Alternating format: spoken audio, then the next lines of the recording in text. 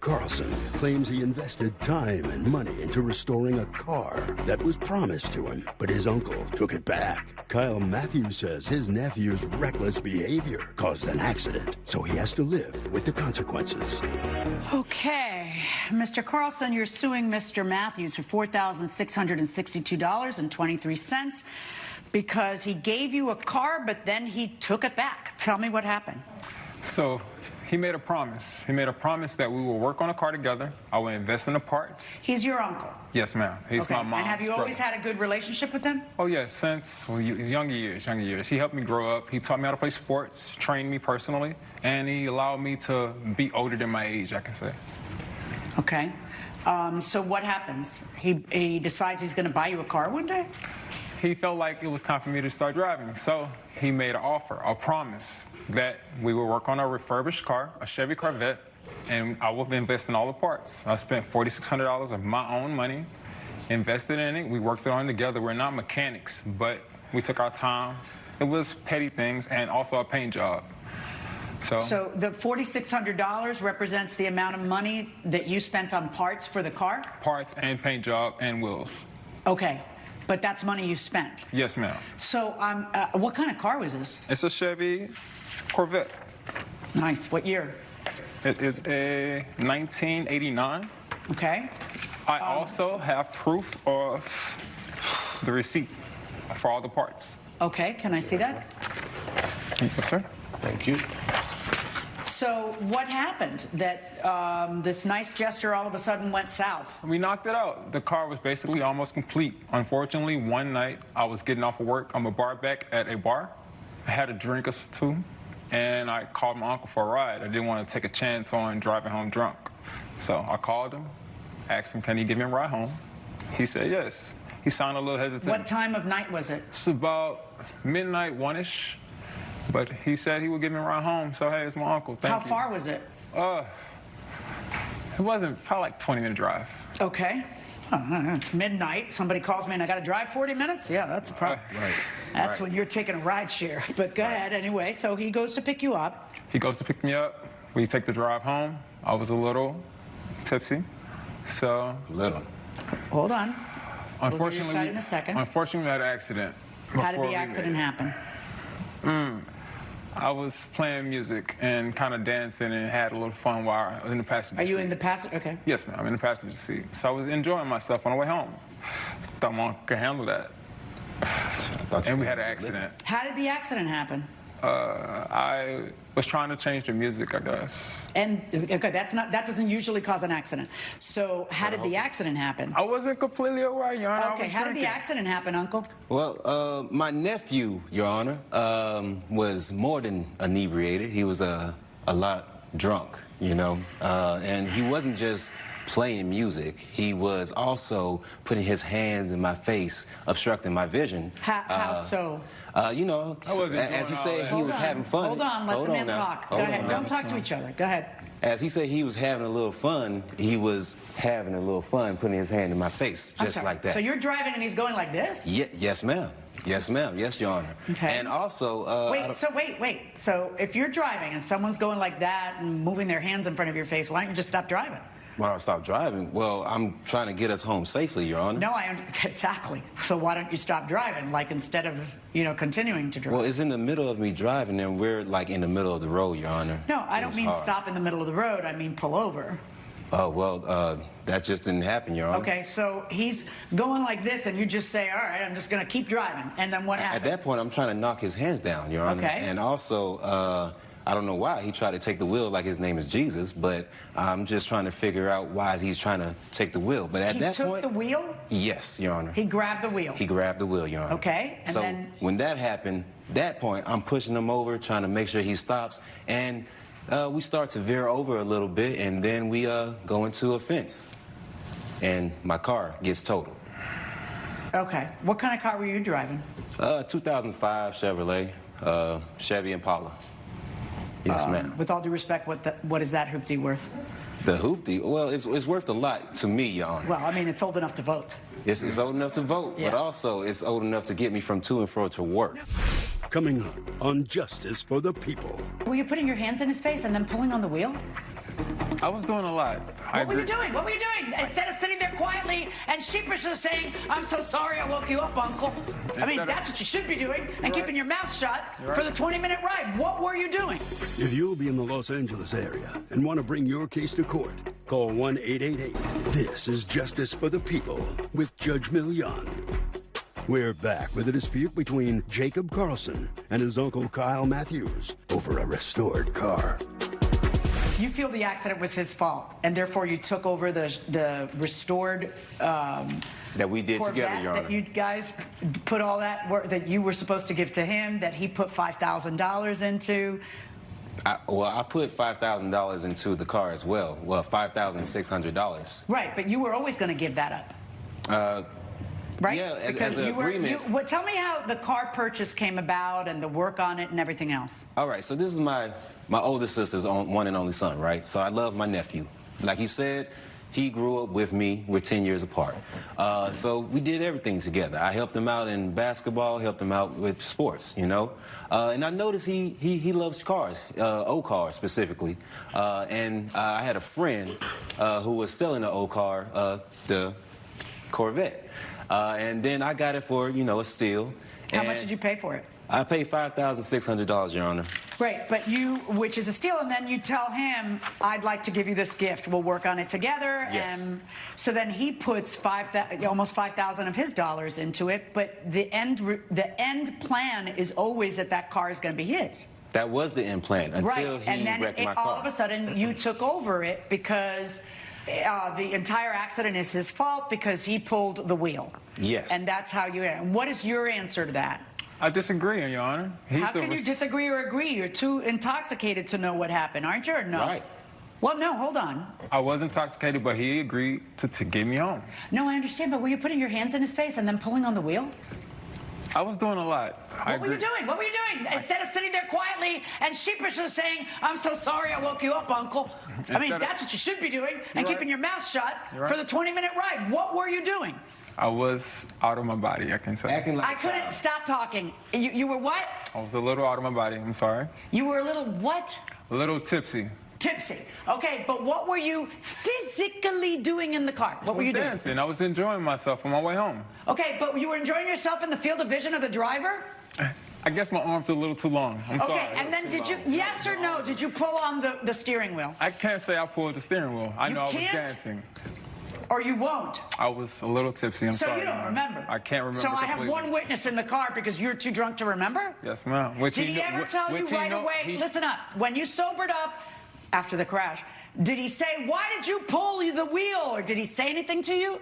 Well, after the accident... I'm not talking to you. You'll know I'm talking to you because I will be looking at you and waiting for a response. I parked my car at a valet, and when I drove off, I realized that it had been damaged. The little stub says not responsible, and so they refused to pay. What can I do? Wow. That little stub, I don't think that is going to carry the day for them if you make a claim against I don't think so either, because they don't hand that to you until the transaction's over. Right. And the essence of a contract is that the two of you are agreeing on something before you do the transaction. Right. They've already got the car and the keys, and boom, they hand that to you and they drive off. Right. Right? So, yeah, whether you've had a chance to really read it and consider it, etc., is pretty dubious. I don't think that's going to be enforced. The problem is usually that people realize that this happened a little too late. Yes, that's always the way. I got home. It's the next day. Well, that must have been at the valet. Yeah, it was dark out that night. So the car was perfect when I brought it there. have done so many of these cases that I have this habit. When we pick up a car from valet, if they are coming, I'm looking. I see the front of the car. Right. I see this side of the car. I always travel this way so that I can see the back of the car, and then I overstep it a few so I can see, so that now I've seen the whole car, and then I get in. Right. You are meticulous. I am. I mean, I don't sit there with a microscope or anything, but if there was big damage, I would notice it. I probably wouldn't notice a scratch, but if there was like big damage, a dent, it wouldn't go unnoticed. Well, when we rent cars with a rental car, but you're really lazy about that. I just get in them and drive off. Marilyn, if you're with me, you always get out. Stop the car. You get out. Wait, I don't like your tone. I don't like how you just imitated me. Stop the car. Stop the car. Yes, and then you look at it and you look around it, and sometimes it pays off. Of course it does, because they won't have noted the there's a damage. big scratch over here. And then I'm going to get stuck with it. No, Right. you always do that. Right. When you rent a car, Right. you always walk around it, Right. and then you tell the person as you're checking out, please Right. note the damage that wasn't noted here, here, and here. And then they, Right. you know. There's got to be a happy medium between me, who does nothing, and you, who are, let's face it, a little bit... Neurotic? we might say. Like when we go... Perfectionist. when That's we what you were going to say, right? When you go to the drive-thru and you've got a car full of people and you've got all these different orders and the bag comes and there's people behind you who are waiting, I just grab the bag and throw it at people and I drive off. Marilyn, you make me check not the only order. check every item, but then start. One guy had a burger with no pickles. I'm there deconstructing burgers and unwrapping. and looking You don't at them. even check it. Well, only if you make me do it. Hopefully I there's don't a wanna be happy jerk medium and- I between- don't want to be a jerk and audit their work. Well, So- to audit their work, check for each thing. It's not so hard, because once you get home, guess what? Yeah, you're screwed. Yeah. You know what's really bad, though? It's kind of funny because it's always the same child in our house who always doesn't get her order. Or you don't get the dipping sauce with those chicken nuggets or something. Yeah. It's like, Take a second. and then you can't get it. Coming up. Okay. You guys crash. What is the first words out of his mouth? I mean, I was just happy we was alive. So I really but what wasn't. did he say? You idiot. You pulled the wheel? I mean, he made me feel like I was immature, sure. Closed captioning. Million. We're back with a dispute between Jacob Carlson and his uncle Kyle Matthews over a restored car. Go ahead. After the accident, we basically got into an argument, and he made it clear that he wasn't going to give me my car anymore. Right, but what did he... Okay. You guys crash. What is the first words out of his mouth? I mean, I was just happy we was alive. So I really but what wasn't. did he say? You idiot. You pulled the wheel? I mean, he made me feel like I was immature, sure. But Yeah, no. Did he blame you for the accident? yes, ma'am. He blamed me. Right away? Yes, ma'am. Okay, so I imagine the accident sobered you up a little. Yes, ma'am. Okay, Quickly. and so did you realize that you had pulled the wheel? I realized that I may have caused him a distraction.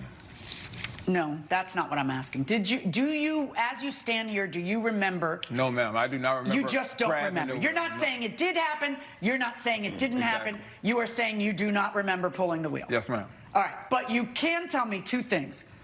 Number one, that he says that you pulled the wheel. And number two, that he said it from Jump Street. He Yes, said ma'am. it from the moment of the crash. Yes, ma'am. All right. See, from what you're describing, this accident is your fault, right? I was tipsy, and he agreed to bring me home. Okay, I might agree to bring you home, but I don't agree for you to take the wheel of my car and cause us to crash and cost me a car. There are two different things. All I agreed to do was bring you home. I don't expect you to cost me $4,000-something, right? So I have to decide whose fault that accident is.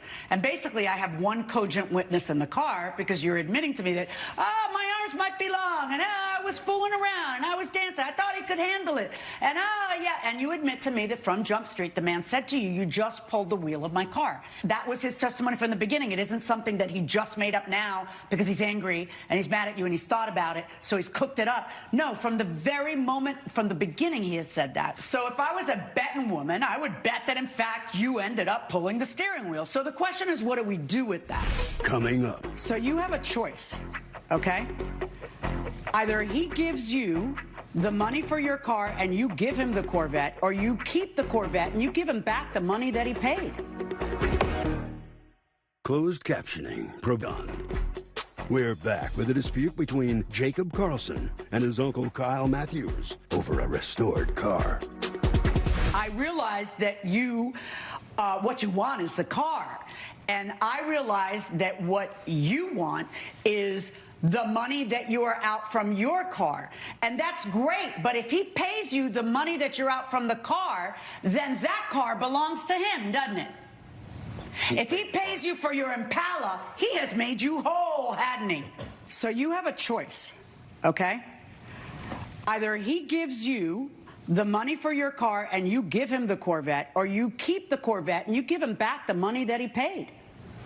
If he pays me the money for my car being totaled, that's totally fine. I can understand. And then the Corvette is his.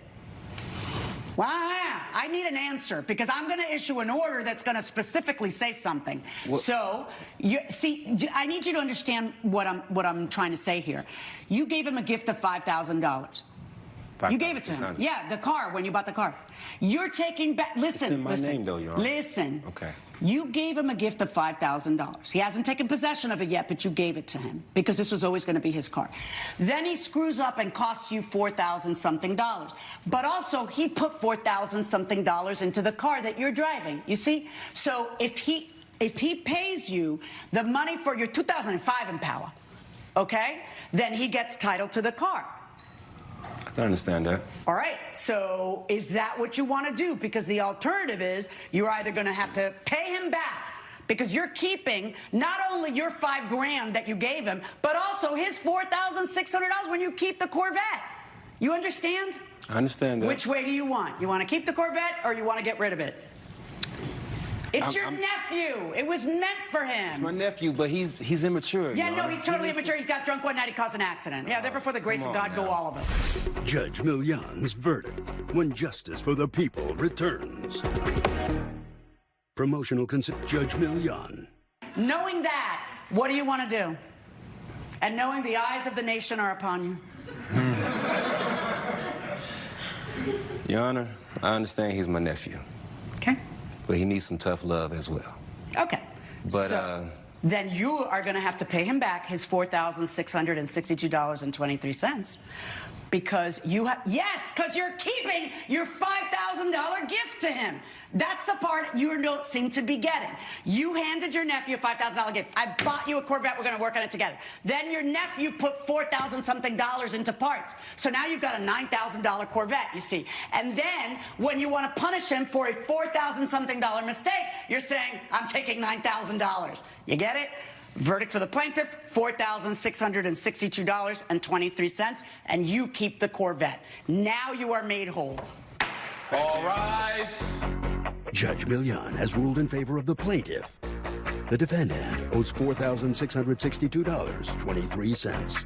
I'm disappointed that it was my uncle, but I'm satisfied with the outcome. I don't see how a child can be rewarded in this justice system, so... Judy Wilcox claims her judgmental father-in-law raided her fridge and threw away expensive food she needed for an event. Scott Wilcox says the seafood had spoiled, and he was afraid the party guests would get sick. Miss Wilcox, you are suing your father-in-law, Mr. Wilcox, for $400 because he threw away your expensive seafood. Please tell me what's going on here. Yes, Your Honor. I had an extravagant party that I was hosting for my son's school, and Mr. Wilcox here threw away all my seafood that I had in the refrigerator. All right, let's back up a little bit and tell me about your relationship with your father-in-law. I wish it could be better. However, it's not the best due to him not having any respect for me, for my household, for me as a woman, as a mother, as a wife. And why do you think that is? What has he done that has made you feel that way? It just feels like a very belittling relationship. He's always comparing me to his wife, who is no longer present with us. He's always, it seems to be, excluding me out of activities that he plans with my husband and our children. And I feel like he tries to ask me at the last minute just so that I don't have time to go because he knows I'm busy, but he doesn't really want me there. Right. Have you ever talked to your husband about that? Yeah, he said he didn't want to get in the middle of it. Now, I understand that, but if he doesn't want to get in the middle, then he has to get in the middle. That's exactly what, when he has two people he loves that aren't getting along, then the way he stops that is by getting in the middle and getting everybody to come on the same page here. We're a family. All right, so go ahead. What happens?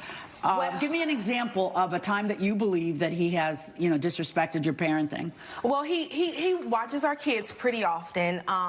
He just seems very judgmental of how the house is. He'll make comments like, "Oh, it just seems like no one's cleaning up around here. Son, what type of woman do you have? Son, what type of woman do you have? Yes. In front of you?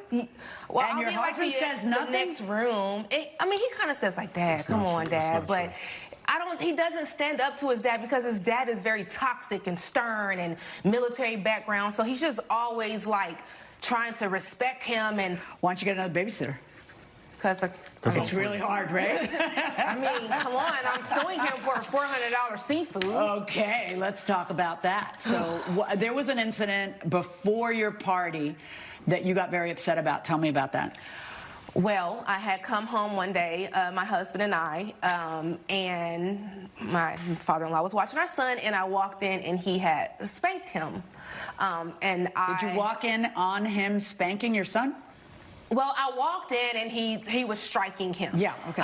So that really upset me because I don't hit my children. I don't abuse them. I believe in gentle parenting. I believe in talking and talking things through. And he didn't, I mean, he had no regard to acknowledging that I was upset. You know, he just took it up with my husband as if I wasn't even present, and that he didn't even care that I'm upset, and I'm sitting here telling my husband and my son and trying to console him. And I mean, at the end, I felt like it was just the worst and the wrong thing to do without my permission because I don't raise my children that way. So what'd you tell him? I told him don't he ever put his hands on my children again, and I took my son and we just went into the next room. All right, and then did you see each other after that, or there was like a chilly, hold on a second, I'll get to you in a moment, separation? He's always there. Okay, so you would think he lived all right, there. so then what happened? So you're setting up this party, and your husband and you decide that you're going to hire someone to clean the house. Well, because I had told my husband that my seafood ticket was about $400, he was like, well, let's not hire a cleaner. And you know, like I said, his dad has military background and he suffers from like PTSD, OCD or something. I don't know. He just has a cleaning problem. And he's like, let my father do it. And I'm like, well, I guess. And I went. It's a bad idea. I mean, it's not a bad idea. In other words, you want boundaries, but then you also want. Here's a problem. Sometimes you got to call it. You know, you got to decide what's better: free childcare and the grandfather always there, or you setting the boundaries down. If your husband won't, and I understand. I understand everybody, including your husband. So you decide, yeah, that'll be great. He's going to clean the house. And then you send him a text with instructions on what to do. Yes. And then you get to the house on the night of the party and you're ready to do, you had bought what? Like raw seafood that you were going to cook? Coming up on Justice for the People. But you Okay, hit but him. hold on. I'm going to take care of this. I've been taking care of it for 30-something years without your assistance. So don't talk to him now because you're not in your living room. Now you're in my living room. If you'll be in the Los Angeles area and want to bring your case to court, call 1-888-552-6878. Closed captioning provided. We're back with the case of Judy Wilcox, who blames her father-in-law, Scott Wilcox, for trashing her expensive seafood. I have my evidence here. I have the text message, and then on my menu, I had salmon cutlets, caviar and crackers, cocktail shrimp, baked brie and bread, prosciutto, and salami. All right. And according to you, you came home, and what was missing? All of it. I opened the refrigerator, and nothing's there. And so? And so I go into the room where he was finishing cleaning up, and I'm like, where's the seafood at? And he proceeds to say, oh, that seafood, that smelled bad, it was raw. I wanted to make sure you didn't serve it to your guests. And he threw it out? He threw it away. And here I am. It's 6:30. My party starts at 8. So what'd you do?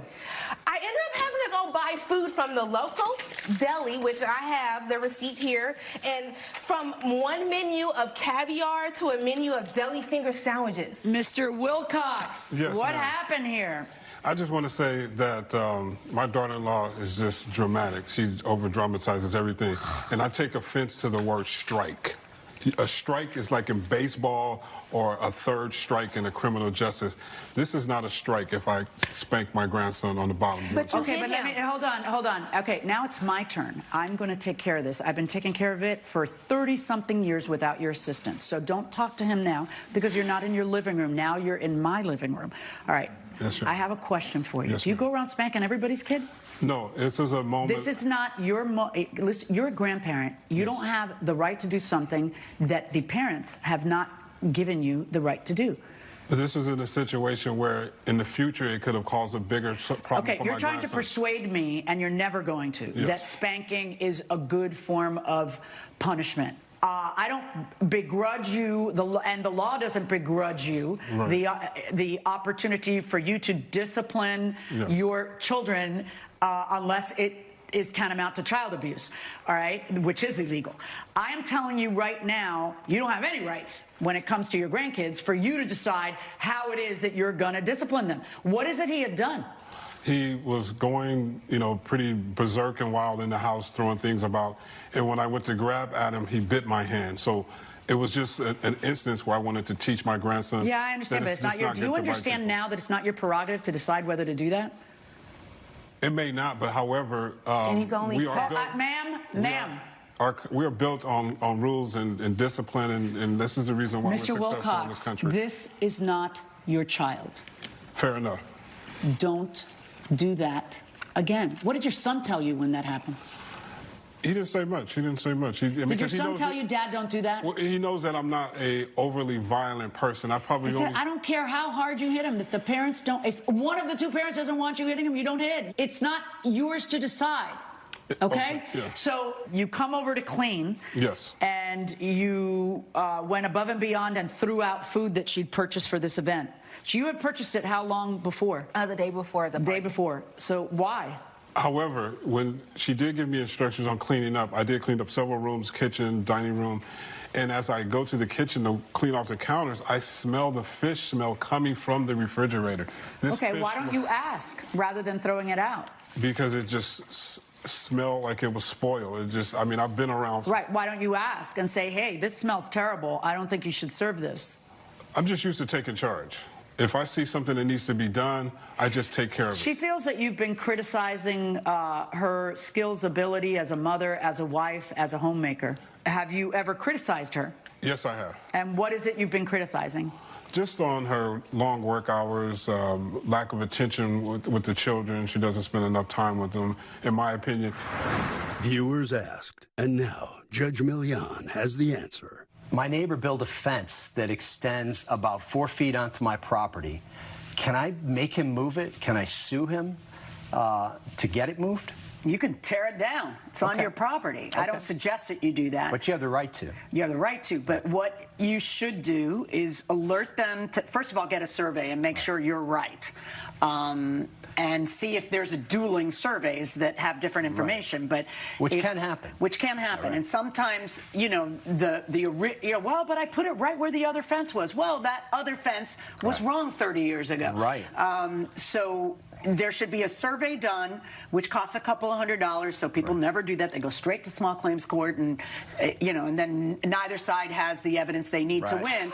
So you need to get a survey done, and then and don't sit on your hands, because there is also a concept in the law called adverse possession. That's right. And it varies from state to state. They have different periods of time. Right. Where if you just kind of let it sit there. And they can prove you knew about it on day 1, and now day 20, year 20 has passed. Right.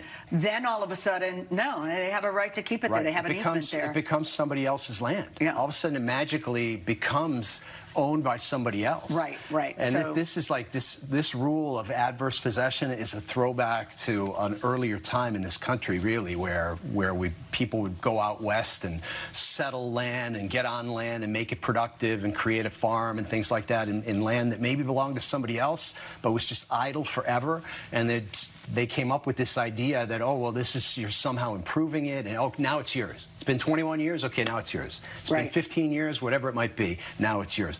But honestly, nowadays it seems kind of outdated. It seems kind of outdated, doesn't it? Very outdated. It doesn't seem to make a whole lot of sense. Right.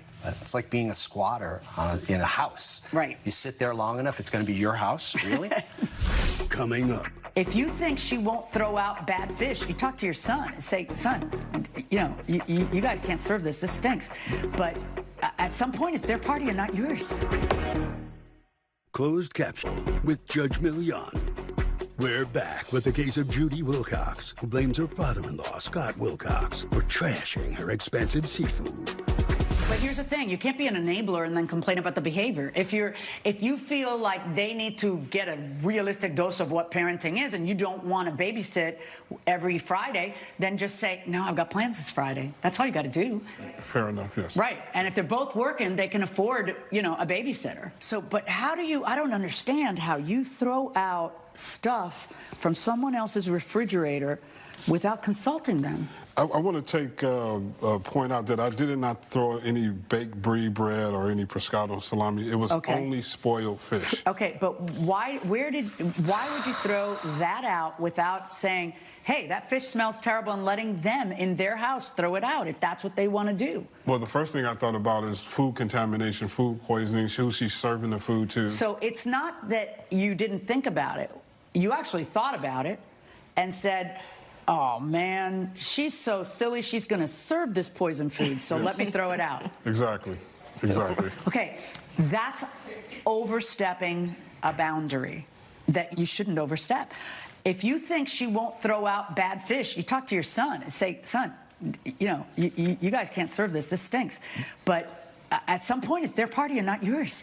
Yeah, but my son rarely gets involved in any situation that she handles around the house. I don't know. The more I get to know the two of you, the smarter I think your son is.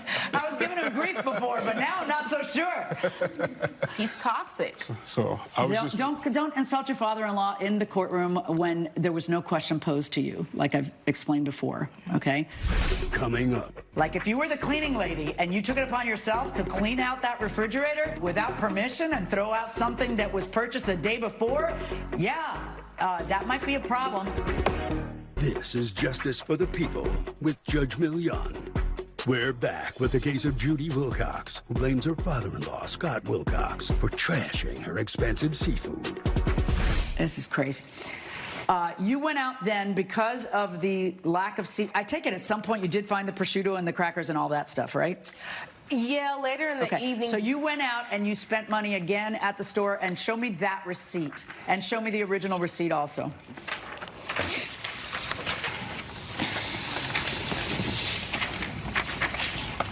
All right. And you're suing for both of these combined, but then he'd be paying... Okay, court is about making you whole, all right? It's that side did me wrong, and I want them to pay for the wrong. It's not about putting, you know, ching ching, let the cash register ring, put me above where I was. If I make him pay for both, then you're in a better position than if he hadn't thrown out the fish, because then you'd have the food for free, right? Which you never anticipated doing. So what I'm going to do instead is I'm going to look at this and I'm going to say, yeah, he did you wrong. He did. Like if you were the cleaning lady and you took it upon yourself to clean out that refrigerator without permission and throw out something that was purchased the day before, yeah, that might be a problem. And you have a very overinflated sense of your role in there where, and it's kind of, you're letting him have it and your husband's letting him have it because you need him so much. To the point where he's cleaning the house. I mean, that's, you know, figure it out. If you want him to be at length, then keep him more at length. If you want him to be all in the grill, then set the rules and make sure the rules don't get violent. I'll be honest with you. You could be a super hands-on, you know, grandfather in this family and all involved in their stuff and just not throw away the food without permission.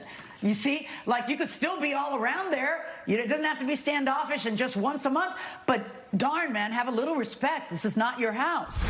Judge Millian's verdict when Justice for the People returns. From This is Justice for the People with Judge Millian. I am going to rule in your favor, but in the amount that was thrown out. That would make you whole. $210.03, verdict for the plaintiff. This does not resolve the real problem. You guys have a problem. You have how many children? 2. You love your children? Yes. You love your grandkids? Yes, I do. You have got to figure out what the rules are in the house, okay? And you've got to figure out what you've got to do so you can be able to get along with your father-in-law, because trust me, having a relationship with your father-in-law is so in your best interest and in the children's best interest. You know that because you have free child care of someone who you know loves them. Right? Yeah. All right, so guys, take a moment in your private lives, the two of you, and figure out how to make it so that this family is a successful, happy, well-adjusted family with mutual respect. Got it? Good luck, folks. Thank you. All rise. Judge Millian has ruled in favor of the plaintiff. The defendant owes $210.03. At the end of the day, we put him in a nursing home when the time comes. He'll never throw away my food again. I just want to say I agree with the judgment, but the fish was nice now. Yahab Awad claims he was injured after confronting his lying ex-girlfriend about her real age. Nia Delgado says Mr. Awad invaded her privacy by opening her mail, but she didn't intentionally hurt him. Mr. Awad, you are suing Ms. Delgado, your former girlfriend, for $1,298 in damages. Talk to me. How long were you guys dating? We were dating for 9 months. Okay, and how did you two meet? Well, we met on a dating app, as most people my age do. Most people, period, do, who Yeah. are in the dating world today. I think it sounds very efficient to me. It is efficient, but it's been hard to find meaningful and lastful relationships. Yeah. All right. Yeah. So how old are you? I'm 26. All right. And well, I'll get to you in a minute. And so you two meet online. Yes. And tell me about it. Well, pretty much, as you can see, this is my dating profile right here. Okay. Do you want me to see your dating profile? Give it to you right over here. This is the profile. Here you go. I'll give you hers. Thank you. Well, Do you have hers also? Here you go. Thank you. Well, as you can see on my profile, I'm looking for a long-term partner, and I'm very specific that I want to date someone in their 20s. And this is a very specific point I made, as you can see at the end there. I am looking for a woman in her 20s who wants to start an adventure together. Looking for a long-term partner. And as you can see on Nia's profile, right next to her name, she says she is 29 years old. And Okay. she's also looking for a long-term partner. Okay. So, what happens? You swipe left, swipe right, or whatever it is you people do, and then you connect. You go out, and Yeah. it works, right? yeah. And then what? Around 6 months into a relationship, we live about 45 minutes away, yet I didn't mind the commute because, I loved her. Every moment I could spend with her was worth it. So I lived in a little studio apartment with my roommate. She hated it. And right when my lease was ending, she offered me to go live with her. And So she owned her own house. She did own her own house. Okay. Yes. And did you wonder how she was able to own her own house and ask her how she came across that kind of... Well, she was very successful. She's a very hardworking woman. Is one of the What do you other things do? I admire about her. I'm a real estate agent. Okay. So you're living together for how long before you break up? Around 3 months. And what happened at the end of the 3 months? Well, everything's going good. There's no problems that I can say, but I did notice that I personally grew up in a very close and loving family. I introduced everyone to my mother, and every time I mentioned that to her, she would always say, oh no, let's just wait. Let's wait a little longer. And that was a little concerning for me. Well, yeah, you're living together. We're living together. Like, I don't see why that would be a problem. I was in love with her, so I kind of brushed it to the side until one day, obviously, my mail was now being sent to her house. So I got the mail. I was just looking through it, and I didn't realize that I had opened hers. And when I opened it up, Realize you can't read Hold my on one name on second, it? please. I'll get to you in a moment. Go ahead. You opened her mail.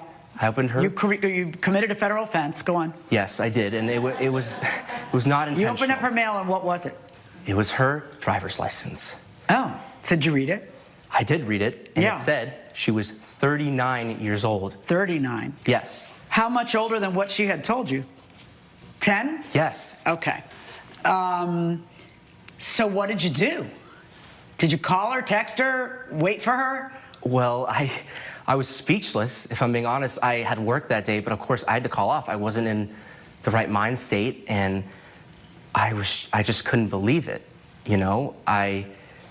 I just sat there waiting for her. I had to confront her, but How much later did she show up? Like, She was she showed about up- to get home or what? Well, it was towards the end of the day, so she showed up around 3 hours later. Okay, and Yes. then so she comes in, and what do you say or do? Well, she came in, and immediately, I was very sincere. I was trying to be calm. He was not calm. Hold he was on, yelling. it's not your turn yet. You'll know it's your turn. Do you know how you'll know? I'll be asking you a question. Sorry, Your Honor. All right, go ahead. So I just confronted her and said, "Why did you lie to me?" And what did she say? Coming up on Justice for the People. And even had move in with you under a complete and total lie of a decade difference in age? I mean, that was a pretty profound lie. And you're telling him, you looked at my mail. Hien. We're back with a dispute between Ihab Awad and his ex-girlfriend, Nia Delgado, over lies and consequences. Well, she first asked me what I was talking about, and then I showed her the ID, and she just didn't say anything back at first, and then it just immediately started being in denial. Denial what? Like she said that my license is wrong? What are you saying? Well, at first she was saying, why did you go through my mail, essentially? She tried to switch the point Because the on best me. defense is a good offense, and go on. Of course. Uh-huh. Of course. So she tried to switch the subject, and then I was like, no, you've lied to me. And then I kind of... Did she give you any excuses, or what did she say? What came out of her mouth? Well, you told me what came out of yours, now tell me what came out of hers. Well, she immediately started crying, and she started acting like I was the one in the wrong, and I was just trying to calm her down, but I was just telling her that I didn't know what was real.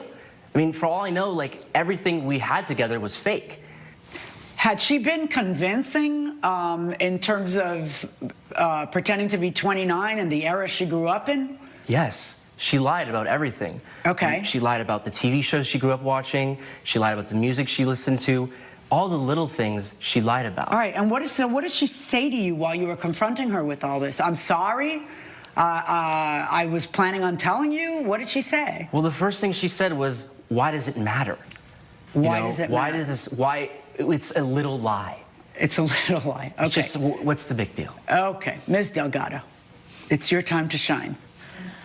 Your Honor, I know I made a mistake, but I'd like to explain why. That's not a mistake. It's a huge deception. You dated this guy and you had him move in thinking you were one person and you were another one. Well, I thought I was very honest about my feelings and who I was. I told him I was 10 years younger because I had been on dating apps for a while. It's hard for me to meet, like, to be somebody in person. I was on dating apps, and I said that I had my age as 39, and men were so cruel. They said that if I was single at this age, that I was never going to find anybody. Who would say that on a dating app? What kind of... Men are incredibly No, I don't. It's not that I don't believe you. It's that I'm saying, what class of a jerk do you have to be to insult someone that way?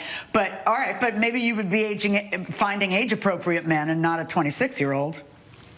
Well, I don't know whether to say you go, girl, or, because if you have been honest about your age and you were dating a 26-year-old, that's one thing, but you weren't honest about your age. And there are a myriad of reasons why he may not want to date a 39-year-old, but you didn't let him make that choice because your theory was what? You'd trap him? No, I just wanted to give myself a shot. And for how long? It's not like you lied on the first date and then confessed on the second. I had planned. Sorry. You had him move in. When were you planning on telling him? Just never? I was planning on telling him. I just didn't know the right time or the right circumstance. You think the right time might be before you have him move into your place? Probably. I'm not proud of what I've done. Okay, so now you've thwarted off meeting his parents because they might be able to smell that you're 39, or I don't know why. But why didn't you want to meet his parents? Well, I just thought that was very serious, and I didn't want to meet them until that meeting his parents is more serious than moving someone into the home. I didn't want to meet them. I know that in your mind that is actually true, and I think that's so weird. And I don't know if it's because I'm from a different generation, and it isn't that I'm a Puritan. That's certainly not it. It's just that they're living in your home then. And you can't get rid of them. If you get tired of them, it's a big fat deal to get rid of them. So to me, it's a huge step to have someone move into your home and then look you in the eye and say, I live here now, evict me. It would be just such a hassle as opposed to meeting the mother. That seems like a cakewalk next to it. So what was the reason that you wouldn't meet his parents? I felt awful not telling him about my age and then meeting his parents. Right. So I wanted to tell him. That's where you draw the line, lying to the parents. I thought I was doing him a favor by having him move in with me. He lived like in a really bad apartment, and I didn't have him pay any. He didn't help me with the mortgage or utilities. I took care of that. He would help me out with the groceries and cook dinner. He would help you out. So he would pay for groceries and dinner. He would cook me dinner so that I could get Was he home. working? Yeah. Yeah. And let me ask you a question. Were you upset? He broke up with you that night, right? Mm-hmm. What did he say to you? You tell me what he was saying to you. One, he was screaming. He was yelling so loud. I had never seen that side of him before. And what was he saying? He was calling me a liar. He was saying, he said a lot of bad words at me, which he had never used before, ever. I think this hit him pretty hard. Yes, it did. He got really upset when I told him that it was literally illegal for him to look at my mail. Okay, can I just ask you a question? Yes, you think that's the best tack to take with a guy who you have fooled for 7, 6, whatever it was, months, and even had move in with you under a complete and total lie of a decade difference in age? And that was like a pretty profound lie. And you're telling him, you looked at my mail. I mean, seriously?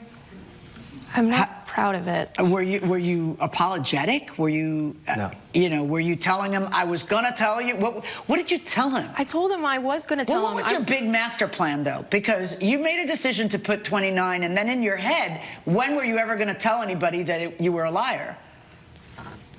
I don't know. So you might have just kept it to your grave.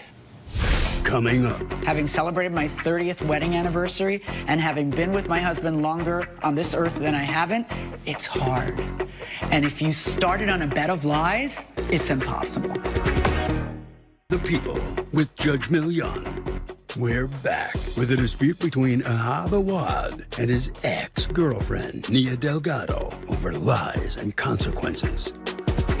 I don't think I would have kept it to my grave, but I would have told him eventually. Do you think there might be reasons why he wouldn't want to date you? If he's 26 and you're almost 40? Yes. Right. What would those reasons be? Give me a sampling of reasons. We're too different in age. We're from 2 different time periods. I'm too old for him. That's a big... Wanting to raise a family.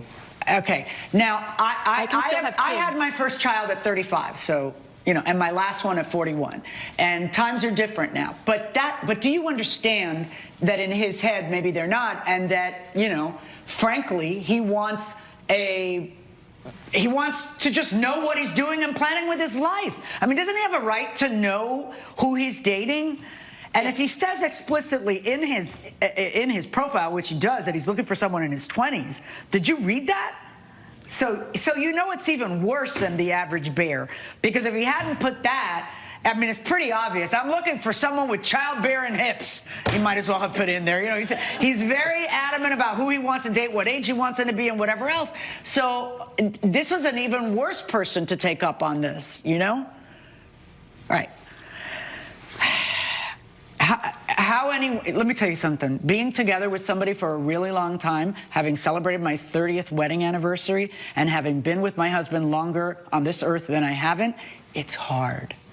And if you started on a bed of lies, it's impossible. Coming up. She proceeded to throw my things at me, where I had to dodge it. Well, no, because I had to dodge it, and then I ended up dislocating my shoulder. Oh. Did you go to the hospital? Well, I have done it in the past, so I kind of knew the ritual. I popped it back in. Ooh. Closed captioning. Judge Millian. We're back with a dispute between Ahab Awad and his ex-girlfriend, Nia Delgado, over lies and consequences. What did you do when, so you're arguing, you're fighting, and you tell her, I don't want to see you anymore, I'm out? Yes. All right, and then what happens? You pack your stuff, or had you already packed your stuff? Well, it was very late at that time, so I told her that I was going to come back in 2 days to grab my stuff. I just needed to get out of there. Okay. So I left, and as soon as I left out the door, she proceeded to throw my things at me. What things? Well, she threw my sound machine, which I used to go to sleep every night. She threw it at my head, actually, where I had to dodge it. Well, no, because I had to dodge it, and then I ended up dislocating my shoulder. Oh. Did you go to the hospital? Well, I have done it in the past, so I kind of knew the ritual. I popped it back in. Ooh. But she also threw my suits, my jackets. I had to pay. How do you come up with your damages of $1,298? Well, physical therapy. Here, I have more evidence right here to show the receipts. but I had to do physical therapy. Were you already doing physical therapy? No, I had to do physical therapy for $270 of that. And then I had to do physical therapy. I had to get my suits dry cleaned. It's important to me. She knows how important. I'm a manager at a restaurant. I need to look perfect, and it doesn't matter the littlest thing. I need it to be perfect. Why were you throwing things at him? He said he was going to come back in a couple days with this to get his stuff, and I said that was unacceptable. If he Why? Why was it unacceptable? Because if he wanted to break up with me, then he needed to take his stuff now and then. And I was not aiming at you. I was just throwing behind. But why would you do that? You're like, you have like no remorse. Okay, but he's allowed to yell. I wasn't allowed to get, like, I was heartbroken. He broke up with me. Yeah, he broke up with you because you're a liar. Right? So it's hard to feel sorry for you. One would think that you would be a little more sheepish about getting caught in this tremendous lie. Judge Million's verdict when justice for the people returns. Justice for the people with Judge Million.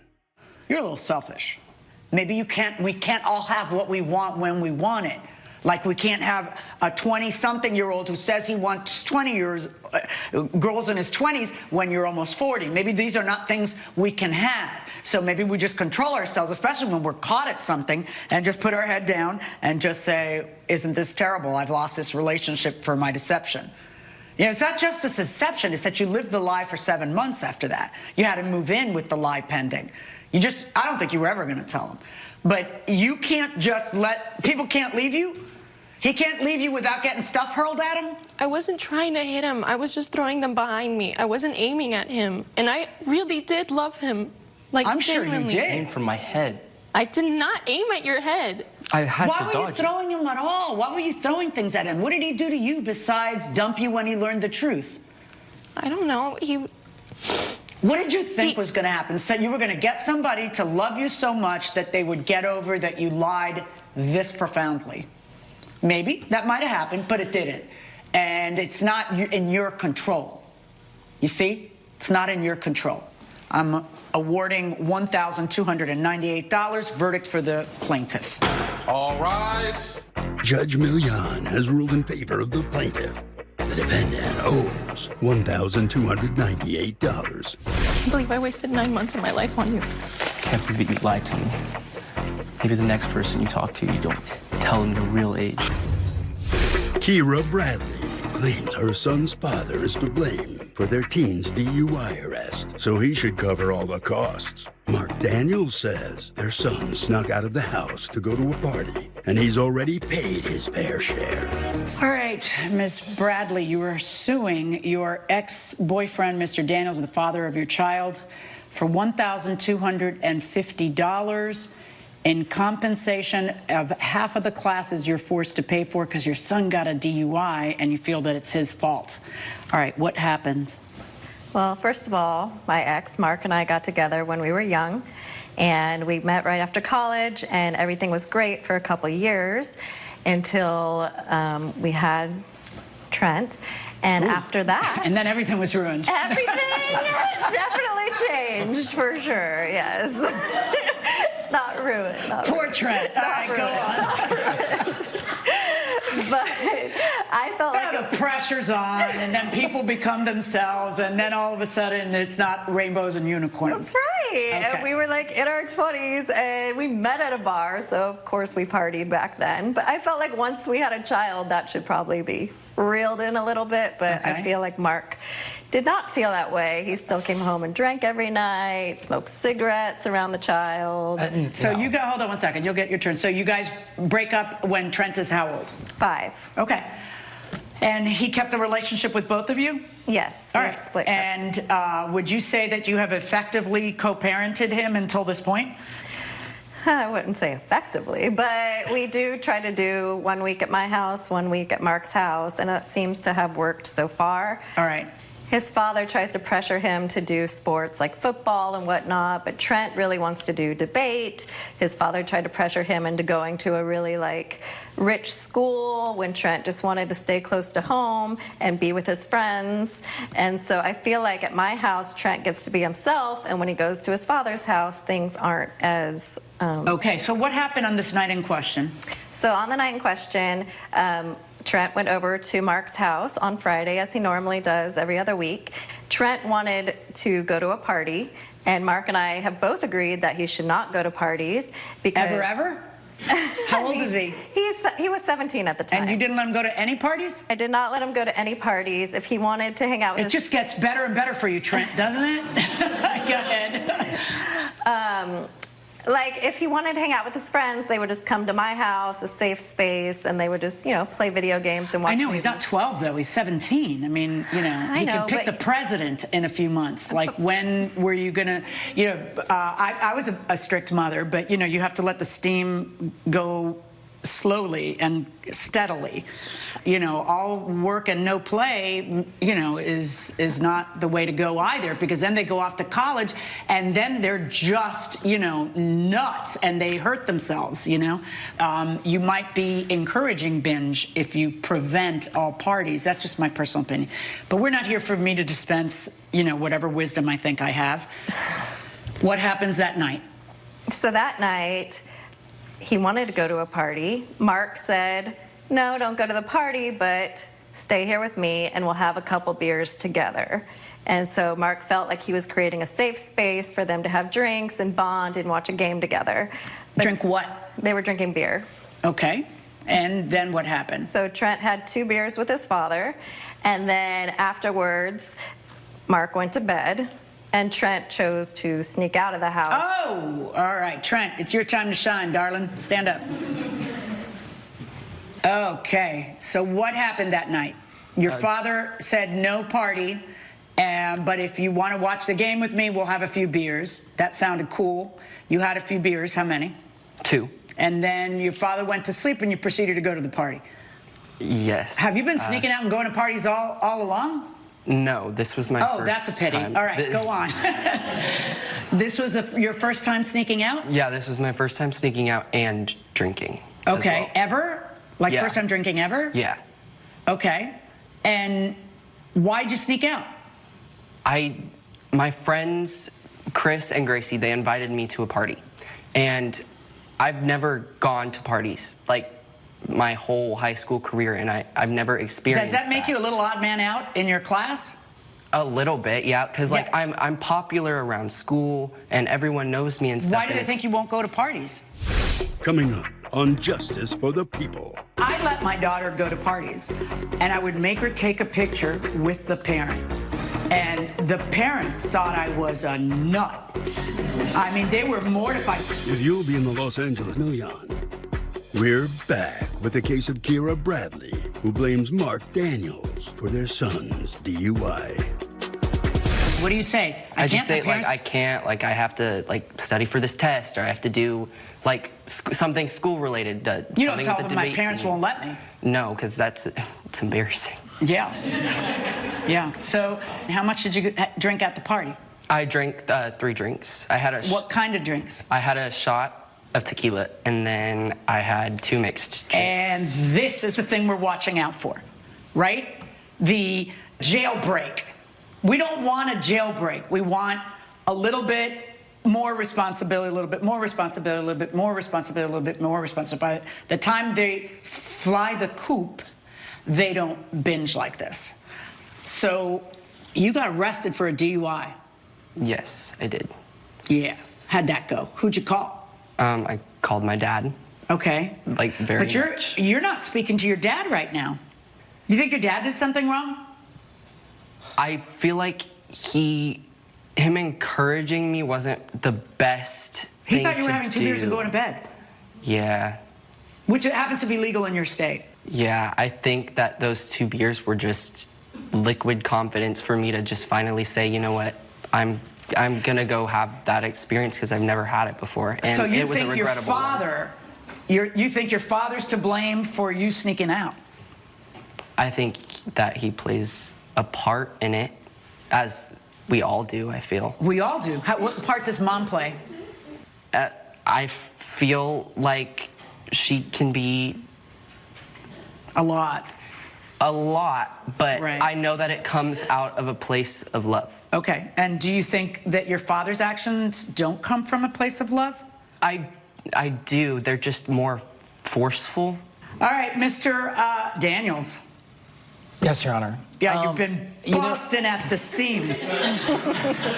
Well, to be fair, it's just, first of all, great to see him. I haven't seen him since the weekend this all happened because she's prevented me from seeing him. Well, she can't prevent you from seeing him. You go to court and you see him.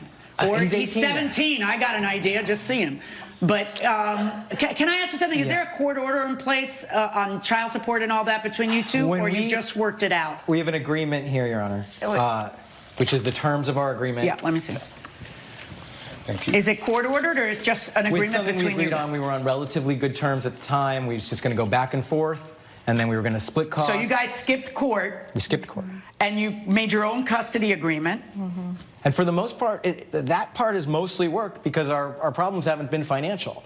Our problems have been that she never wants to let him do anything other than baby him, tell him that all of his decisions are right, but then also not let him leave the house, just kind of keep him as a prisoner and locked in his youth forever. Well, see, it's a strange combination to say your decisions are all right, but I don't trust you.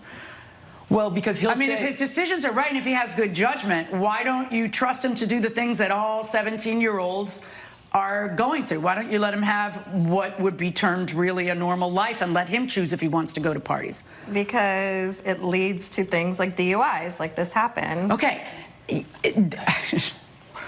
Are you going to vote for president? I plan to, yes. I'm petrified. I am petrified. Your Honor, I'm glad to hear you say this. Sometimes it felt like I've been screaming into the wind or something on this, because for years it's been like this. You know, I'm glad he's on debate team, but he's on debate team because she pulled him out of football, which he could have learned some team dynamics, and it would have been hard for him, but he would have grown a little bit from it. Well, I don't think you can make your kid play football. I mean, he was interested in it until she talked him out of it. All right. You know, he gets sheltered a lot. I thought this would be an okay place for him to thrive a little bit, and we could go as so did you agree with the no party thing? I agreed to no unsupervised parties because I didn't want to see him going wild either. I know that she's stricter than me, but I admit I'm pretty strict. I don't want him out there. I let my daughter go to parties, I would drive her, I would pick her up, and I would make her take a picture with the parent. And the parents thought I was a nut. I mean, they were mortified. They would apologize to her, and she would just say, I don't care. You know, and she'd take a picture with the parent, send it to me, and then I would leave. This is the first time I've admitted this in public, okay? Because I think that I'm trying to explain to you what a crazy place I come from right here. I was chaperoned until I was a senior in high school because I had two parents who had just come from the homeland, and they thought that was appropriate. Viewers asked, and now Judge Millian has the answer. I rented an apartment in a building with a detached garage where about 20 cars are parked in assigned spaces. Someone broke into my car and stole the stereo and radar detector worth $800. Can I sue my landlord? Yes, you probably could sue the landlord on like a negligence theory, I suppose. But there'd have to be negligence. Right. I mean, I'd want to know, for example, had there been other break-ins in that garage that would have put the management on notice? That they needed better security or better lighting. Was there a locked door that was left open? Right. Things like that. I mean, just because the landlord owns where the bad thing happened to you doesn't make the property create liability. That doesn't create liability. There has to actually be something that the landlord did wrong, like leave it unlocked. They claimed that security was going to be there, and then security didn't show up to work that day. Or maybe your lease actually says secure locked garage or something, and there's a contractual claim too that you could sue on that contract somehow. Right. So yeah, there are ways to do it, but. Are you going to be successful? Maybe. I'd want to know also is does the landlord have insurance for that sort of thing? Or do you have insurance for that sort of thing? Yeah, I mean, do you? And I don't know. Every time I have something stolen or something goes wrong like that for me, it's my own fault, and I have nobody to sue. I'd probably be doing really well if I could just sue myself a few times, right? Right. It's like you do everything but leave a sign on the visor that says "car unlocked, wallet," and yeah. God. Yeah. Well. Coming up. Do you drink? When he's with his father, I do have a glass of wine once in a while. Okay. Did you know that, or is that like a big dirty secret your mother keeps? All right. So now, Judge Millian. We're back with the case of Kira Bradley, who blames Mark Daniels for their son's DUI. Believe me when I tell you, it's not that I'm live and let live and be free. It's not that. It's that I have seen what happens when the pressure cooker isn't let out a little bit of steam at a time. I've seen the blow up. In any event, we're kind of almost past that. And so let's talk about that night. You decide that you're going to have a few beers with him. Did you know that was the first time he ever had a beer? Well, I did know that was the first time. But even before that, when he said he wanted to go to this party with that Chris boy, I know that Chris's parents were out of town. And so you really didn't want him going out that night? And he knew that, and he also knew that if he'd asked his mom, it would have been a hard no. Say So he asked you, so you he asked say me, and no, I said no. You know what? You decide you're going to have his first beer with him. I thought that'd be a nice Or two. father-son thing to do. We're going to have a couple beers. I'd show him how responsible drinking was. You can have a couple beers. Now, what'd you think she'd say if you said, hey, I'm going to pour a few beers for our son? That would be a hard no from her then, too, right? It would be, but I know she has a glass of wine when she's, by herself. Oh, does she have a glass of wine in front of him? Do you drink? When he's with his father, I do have a glass of wine once in a while. Okay, did you know that? Or is that like a big dirty secret your mother keeps? All right, so now you have the 2 beers, he sneaks out. It's the end of the night, he's in his bedroom, I went to mine, I went to sleep, assumed he went to sleep, and then I get the 3 a.m. call that every parent is terrified of. Well, you look at that, you see police, it's the scariest moment in the world. Coming up.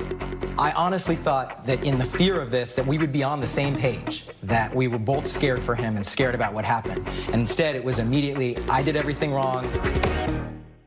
Closed captioning provided by People with Judge Millian. We're back with the case of Kira Bradley, who blames Mark Daniels for their son's DUI. As they were telling me, I was in disbelief. I ran to your room, and it's empty, and the window's open. Every terrible thought goes through. I went down there. I took the car out of impound, which didn't come for you for part of the money on. But how much did that cost? $700. Mm-hmm. I honestly thought that in the fear of this, that we would be on the same page, that we were both scared for him and scared about what happened. And instead, it was immediately, I did everything wrong. He did nothing wrong. Can I ask you something, Ms. Bradley? You're suing him for all of the charges for the DUI? Your Honor, I did pay for half. I have the receipt for that as well. Wow, okay. That added up. So you paid your half, and she feels that you should pay her half because in your agreement, it says all costs for the child shall be split evenly between the parties unless a cost is incurred due to the negligence of one party. So you are here to prove to me that he was negligent. Yes. I know you're standing there next to your mother. I'm going to ask you a question. Do you feel your father was negligent? I feel that I have to take accountability because I'm at fault, obviously. But there has to be accountability for him as well because he didn't lock the window? Because you're around people and people influence you. It was 2 beers. He didn't get wasted. He had 2 beers with his son in a supervised setting, which is 100% legal in your state. And then you decided to skip out. I think your mother has brainwashed you, with all due respect. I really think that you should be careful about that. Judge Millian's verdict when justice for the people returns.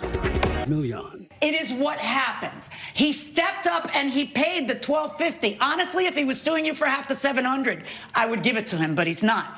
So we're going to call it a day. I am not going to order him to pay your $1,250. Frankly, neither one of you should be paying that. He needs to get a job, and he should be paying that. That's how you teach responsibility to your child. I wish you all good luck. Look at me. You are not the bad thing you did. I know that in your house, this may make you a murderer, but you are not the bad thing that you did, okay? But it's really important that if you're going to drink, you not drive, because you could have killed yourself or someone else. Do you understand that? Yes, absolutely. Honestly, folks, that's what you should have spent time teaching. All rise. Judge Millian has ruled in favor of the defendant. The plaintiff's claim is denied. I just love my son. I want us to connect again, and I hope that you get away from your mom. I think this ruling wasn't fair because it was on your watch and you were negligent. Chào mừng tất cả các bạn đã quay lại với kênh của mình. Hôm nay chúng ta sẽ cùng nhau đến với lại bài số 23, trang số 22, sách giáo khoa toán lớp 1 tập 2 quyển kết nối tri thức các bạn nhé. Ở đây chúng ta có những bài tập như sau này. Phần khám phá, chúng ta sẽ cùng nhau khám phá về các cái số lượng từ 1 cho đến 100 nhé. Có tất cả bao nhiêu quả cà chua? Mỗi một chùm sẽ có là 10 quả cà chua. Như vậy chúng ta có 1 chục, 2 chục, 3 chục, 4 chục, 5 chục, 6 chục, 7 chục, 8 chục, 9 chục. Và ở đây thì sao nhở? Thêm 1 chục nữa thì gọi là gì nhở? 9 chục, 10 chục đúng không nào? Còn gọi là 100 đấy các bạn ạ. Tiếp theo là phải bài tập hoạt động tìm số còn thiếu trong các bảng số từ 1 đến 100. Chúng ta sẽ hoàn thành các số từ 1 đến 100 nhé. 1, 2, 3, 4, 5, 6, 7, 8, 9, 10, 11, 12, 13, 14, 15, 16 đây. 17, 18, 19, 20, 21, 22, 23, 24, 25, 26. Chỗ này là gì nhỉ?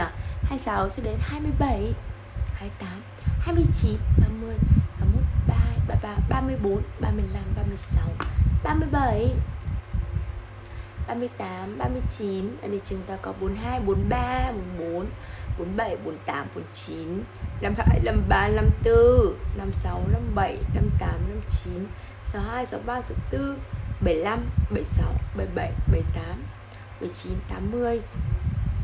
Hàng này có 86, 87, 88, 89, 95, 96, 97, 98, 99, 100. Phần 2, quan sát các bảng số từ 1 đến 100 và đọc các số có 2 chữ số giống nhau. Ví dụ như 11, gì nữa nhỉ? 22, 33, 44, 55, 66, 77, 88, 99. Các số chuẩn chục bé hơn 100 thì đó là số nào nhỉ? Bé hơn 100 số chuẩn chục đó là số 10 này, số 20, số 30, số 40, 50, 60, 70, 80, 90 đúng không nào? Và số lớn nhất có 2 chữ số chính là số 99 đấy. Số bé nhất có 2 chữ số chính là số 10. Số lớn nhất có 1 chữ số là số 9 và số bé nhất có 1 chữ số sẽ là số 0 đúng không nào? Rồi, thời lượng của kênh hôm nay đến đây thì cũng hết rồi. Cảm ơn tất cả các bạn đã xem video của mình nhé. Đừng quên ấn like và subscribe cho kênh để